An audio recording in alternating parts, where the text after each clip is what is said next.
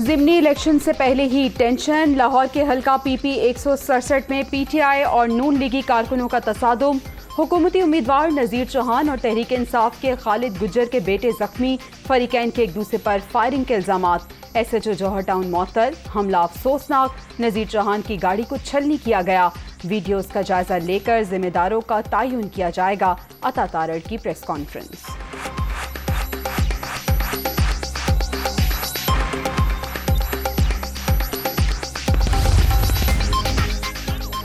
رات 2:45 بجے گھر جا رہا تھا، نامعلوم افراد نے روک کر بدتمیزی کی، سنگین نتائج کی دھمکیاں دی گئیں، حملہ باقاعدہ سازش کے تحت کیا گیا، عمران خان نے قبضہ مافیا کو ٹکٹ دیا، پی ٹی آئی کو شکست سامنے نظر آ رہی ہے، ضمنی الیکشن کے موقع پہ رینجرز تعینات کی جائے، نون لیگی رہنما نذیر چوہان کی پریس کانفرنس، سیکیورٹی فراہم کرنے کا مطالبہ۔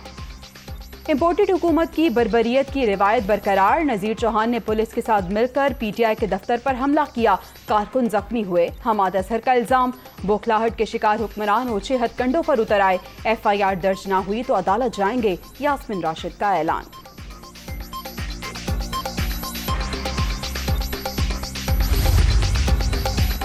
لاہور میں انتخابی مہم کے دوران تشدد اور فائرنگ پر الیکشن کمیشن کا ایکشن، سی سی پی او کو واقعے کی شفاف انکوائری کی ہدایت، تفصیلی رپورٹ مرتب کرنے اور ضابطۂ اخلاق کی خلاف ورزی کرنے والوں کے خلاف کارروائی یقینی بنانے کا حکم۔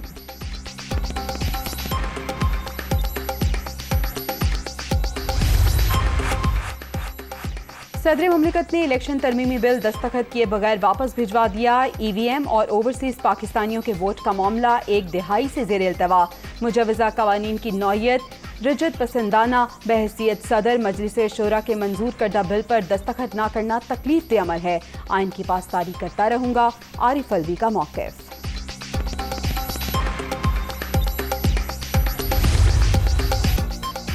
وزیر اعظم کا شعبہ صحت میں بہتری کے لیے اقدام، ملک گیر سی پی آر ٹریننگ کے انعقاد کا فیصلہ، شہباز شریف کی سربراہ اسٹریٹجک ریفارمز کو فوری اقدامات کی ہدایت، ایمرجنسی حالات میں جان بچانے والی بین الاقوامی معیار کی تربیت لاکھوں زندگیاں بچانے میں معاون ثابت ہوگی، سلمان صوفی پر امید۔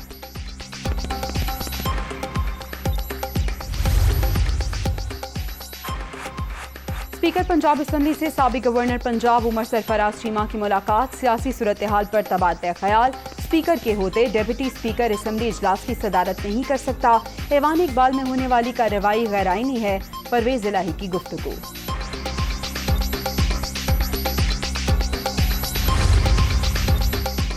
سندھ کے 16 اضلاع میں بلدیاتی الیکشن کا دوسرا مرحلہ، پولنگ 24 جولائی کو شیڈیول، کراچی اور حیدرآباد ڈویژن کے الیکشن کمشنر سے فوج اور رینجرز کی تعیناتی کے لیے تفصیلات طلب۔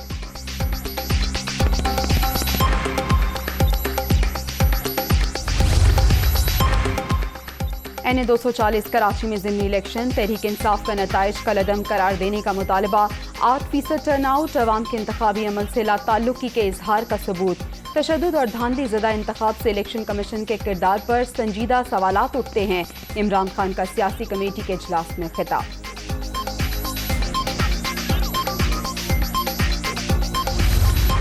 پیٹرولیم مصنوعات مہنگی، تحریک انصاف کا آج ملک گیر مظاہروں کا پروگرام، پی ٹی آئی اسلام آباد کے F9 پارک میں احتجاج کرے گی، لاہور، کراچی، پشاور اور دیگر شہروں میں عمران خان کا خطاب بڑی اسکرینز پر دکھایا جائے گا۔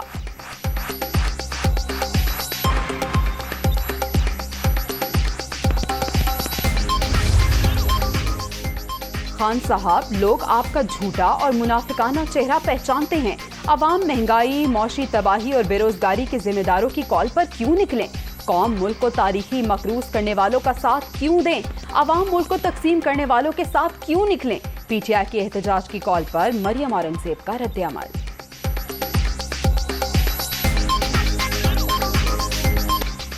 اور لاہور کے علاقے مسلم ٹاؤن میں سیٹھ عابد کی بیٹی کے قتل کا معاملہ، خاتون سمیت 2 گھریلو ملازمین گرفتار، ملزمہ رضیہ کے فہد نامی شخص سے تعلقات ہیں، دونوں نے جائے وقوع سے شواہد مٹانے کی کوشش کی، پولیس کا موقف۔